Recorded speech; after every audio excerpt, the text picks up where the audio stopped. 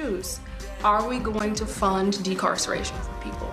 If we're really committed to ending mass incarceration, then that has to be a systemic shift in how we prioritize and invest our money.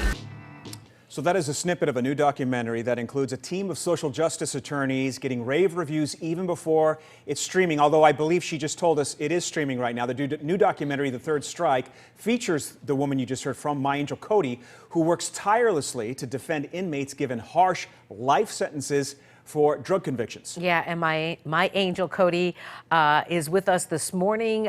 You may have seen her work in the past with Kim Kardashian. Thank you so much for coming on the show this morning. First of all, I want you to, tell us a little bit about this documentary and what viewers may be exposed to, so many of whom may not be even aware what life is like for incarcerated inmates and their families. Absolutely. Thanks for having me. I think the documentary is really about unlocking people and unlocking their potential. And I wanted to make sure that people saw what I see every day in my work. I see human beings who've been thrown away under unfair old life sentences, yesterday's old drug laws. And they have an enormous amount of potential, not only to reclaim their lives and be reunited with their families, but also to contribute to our communities. And so, I think about my client, Reynolds Wintersmith, who was one of the first 8 people that President Obama ordered free right here in Chicago. And he's now a restorative justice coordinator leading conflict resolution circles on the west side of Chicago.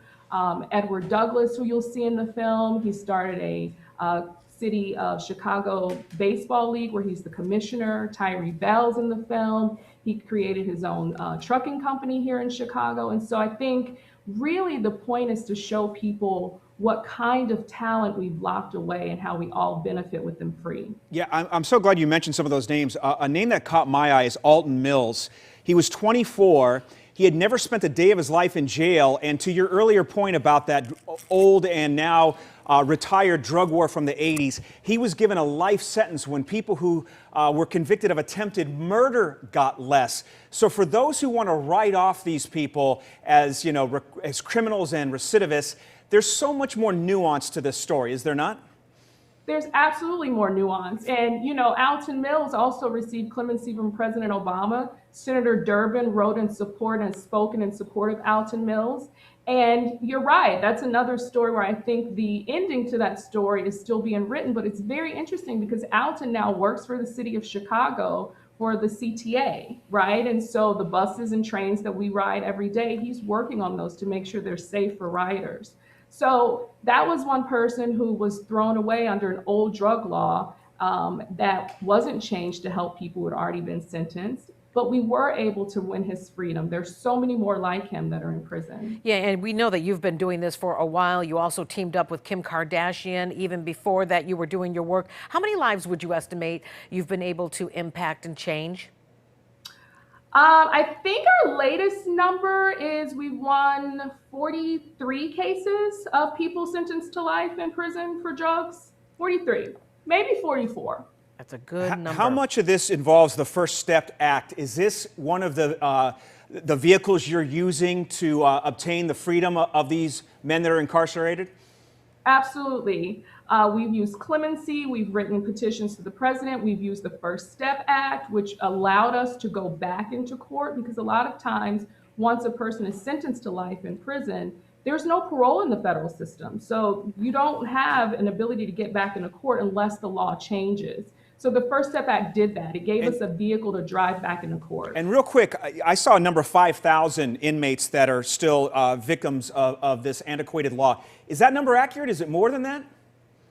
I think that number is about accurate. There's probably around 4,000 to 5,000 at this point. We've been able to get quite a few people free under the First Step Act.